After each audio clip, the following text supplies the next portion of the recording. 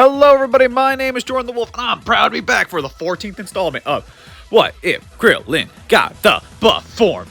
I'm proud to be back, ladies and gentlemen. I am very excited. I'm thankful for all of you for your rabid support, helping me after so long. I know my hiatus and all. However, that being said, I want to go briefly on a tangent, just a recap, you know the usual, how everybody does. Last time was the Goku Black Saga, as our heroes alongside Krillin helped take out Goku Black and Zamasu, as Krillin aided future Gohan in the sealing technique of the Mafuba, sealing away Zamasu. We did not bring in future Zeno. No merged Zamasu, no universal corrupted Zamasu, none of that. Just Goku Black is dead, and Zamasu sealed away forever. That being said, we're building towards the Tournament of Power. And basically, we're going to take care of some housekeeping matters, as during this part, I'm also going to be discussing who's on the team, who isn't, and for why, as well as the various training everyone's going to be up to in the meanwhile, building up to the Tournament of Power. So, first off, the roster, who will be making the team, and why exactly. Trust me, there are some changes amongst the power of the team. All members having new abilities. Firstly, let me get the obvious out of the way. Let's get these out of the way. Son Goku, Son Gohan, Vegeta, Piccolo. Easy first members to the team. Another man is the namesake of the scenario, being the world champion Krillin. 5 more members for this team. Another at number 6 being Tien Shinhan.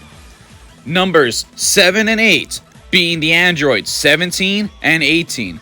Before anyone comments, during the 7-year gap, 17 was obviously revived, don't worry. The final spots, however, were the most difficult to me, as I definitely wanted to change some things around, and I even put a poll up on the channel on the premise of who deserved a position on the team. And with some surprise, I actually got some interesting results. Although Roshi did sneak his way in as number 9 on the team, I wanted to put up the number 10 position. So I offered Frieza, Android 16, Yamcha, and Tarble. Surprisingly itself, number 10 is none other than the founding dojo master of the Wolf Fang martial art. Yamcha has made the cut. Now, I know this is going to be surprising to many. Now for why these members didn't make the cut. Obviously, like I said, I ran the poll. But that being said, it's not as if the team isn't already powerful. In fact, I would argue, on average, the average member on the team have been significantly stronger than the canon counterparts. Also, I'm getting this out of the way just in case somebody asks about him. Majin Buu has been dead since part 9 of the scenario, so he will not be involved in any kind of way. That being said, now let's get to the meat and potatoes, the training, and delving into what each individual is up to, how they're preparing for it, and what do they possess in terms of abilities. Firstly, to delve into Son Goku's training, who is stronger than his canon counterpart, mind you, so he is much further along than he was in the original canon. He'll be continuing his training with Whis. You all know what that's building up to. I don't need to really dance around that. It's Ultra Instinct. In contrast, however, Vegeta has actually struck up apprenticeship under Lord Beerus at this moment, learning the ways of the Destroyer. On the meanwhile, Piccolo would be sparring with Gohan, as he has unlocked his ultimate potential, being Orange Piccolo, and now he's trying to foster out the transformation that could be potentially laying under the wings for Gohan, as we all know what we'll be leading up to as Beast Gohan. As for the rest of the team, for the moment, many would need significant training, as most of them have already graduated from the Supreme Kais. They have nothing more they can really learn from them. Many of them, including Tien Shinhan, especially picking up on magic from the Kais. But that being said, they needed a new avenue of training. So they had been brought upon Beerus' home world in order to train under the gods. And obviously, what I'm going with at this moment is tossing them into the staff of Whis, leading them to the God Key realm. To my best guesstimate, and I know this sounds somewhat fanfiction, but it's not too far stretched to say this, as for the multiple parts, I have had them train under the Supreme Kais, and I truly do believe the Kais possess their own form of God Ki, and obviously the fighters such as Tien, Yamcha, Krillin would have picked up on it by now. So why not let them actually go to the God Ki realm? It gives them much more time to pick up on this, and it's able to empower many, as Krillin, the androids, Tien, Yamcha, and Roshi have been tossed in the meanwhile until they can pick up on it. And like I said, it'll be easier for them, as I said, because many of them, I feel, would have already been akin to it. Not to the vast amounts as the Saiyans are, but definitely will have some kind of grasp on it. At least those that were at least around the Supreme Kai. Now to go upon each individual, how strong I'd estimate they'd be, or at least giving you their abilities. Goku is on the fast track to Ultra Instinct. As is Krillin, who's farther behind, but he is there. He's gaining to that training, as I mentioned in prior parts. Vegeta would also utilize a particularly known, well, plot device, aka the hyperbolic time chamber, inviting Lord Beerus to it. Although Beerus is very reluctant just to leave his world, but with the bribery of enough food, I'm sure he would be willing to have him dropped off. After all, it allows them more time and more keen focus under Beerus's tutelage to actually get his lessons across. Although that would result, obviously, to the destruction of the time chamber, as we know. In the anime, it happened when Vegeta was training too with Super Saiyan Blue.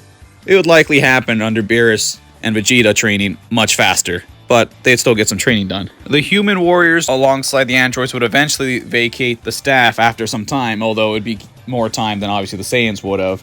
But I could actually argue slightly faster in some regards due to a kinship and being around Supreme Kai. Now, each human in this scenario has new abilities, and let me run them down real quick. Although Roshi, honestly, to me, is the one who has changed the least. He more or less still has his repertoire to the most part. Thundershock Surprise, Kamehameha, Max Power Kamehameha, the buff form, obviously. So I can't really comment much on Roshi. Although I could say he could have picked up the Kaioken at least by some point by his students, so I could definitely argue that. Yamcha, the one who snuck his way in here. Nah, I'm kidding. I love Yamcha. I feel like I put him in the backseat of the scenario. Maybe one day I'll write him his own scenario. Yamcha is trained under King Kai, Supreme Kai, and all the rest. Now with gaining access to at least the God Key at this point, with a little extra time, he is in a much better position than he originally was. He has the buff form, he has Kaioken, and he has access to the Spirit Bomb amongst other techniques. Same goes to Tien. And of course I forgot to mention also the magic and the various abilities that Tien Shinhan has picked up on. He is more freely ranged when using the buff form than even Yamcha would be. Not as much as Roshi or Krillin because they've had more experience with it, but Tien is definitely a prodigy in his own right. Now on to, I think the one who literally hasn't changed anything except adding God Key is Android 17.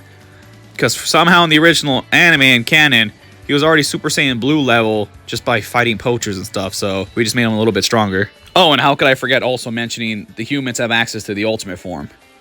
How could I possibly forget to mention that for everybody who already seen the scenario? Now, Android 18 and Krillin are definitely the most different ones from the original canon. Well, obviously that's an understatement with the other people also saying that. Android 18 having access to Kaioken with an infinite energy engine is quite potent, alongside the various techniques her and her husband had learned on planet Yardrat. For those who may not remember, I did say during the 7 years that they would eventually go to explore to Yardrat. So they picked up on the techniques that the Yardrats have to offer. Krillin especially picked up on gigantification amongst other techniques, with access also to King Kai's training and Supreme Kai's training, and even tutelage now, to a degree, under Whis. Spirit Bomb, Kaioken, the ultimate form, the buff form, the fan-made creation, the Thundershock Kamehameha, one from his sensei himself, the Mafuba, and of course his Destructo Disc, amongst others, and building towards that one form everybody knows I've been hinting towards. It'll be happening soon, but we'll see how soon. That being said, we're going to cover upon Piccolo with an addition to his orange form. As I let y'all remember, the ultimate form is definitely the potent thing, the midway transformation, but Orange Piccolo could have access to Kaioken. This is going to be an interesting tournament. Oh, I almost forgot to mention another thing. Housekeeping matters, of course. Housekeeping matters. How could I possibly forget? Frieza not being the story is going to have some ramifications. You already know that. Even if you have not seen my scenario, you definitely know what Frieza has done in the canon. Things will be alternate. Also, mind you, we're also going to be covering the Zen exhibition quite briefly, as not to take up most of the video, as we want to focus on the actual Tournament of Power itself. But the Tournament of Power Zen exhibition, whether it actually happens or not, depending on how much you believe future Zeno was involved in all this, and etc, because the timeline wasn't erased for future Gohan's timeline. If it does happen, we kind of know what's really going to happen. The only thing you really have to change is Krillin or Piccolo subbing in for Majin Buu. Either or. Just coming in there, you're going to wreck them. Gohan definitely is going to beat Lavender this time, and Goku absolutely sweeps the hell out of Bergamo, etc. And that wraps up this installment of What If Krillin Got the Buff Form. I just want to thank you all for watching this part, and we will be back shortly. Well, hopefully shortly. We'll see with the next installment, which will be the actual Tournament of Power. Stay tuned, everybody. This part was just to explain the abilities and get a general premise of what their strengths are, how strong they are, what they're building towards, and etc. Anyways, till next time, I'm Jordan the Wolf, and I'll be signing out. Peace, everybody. Bye-bye.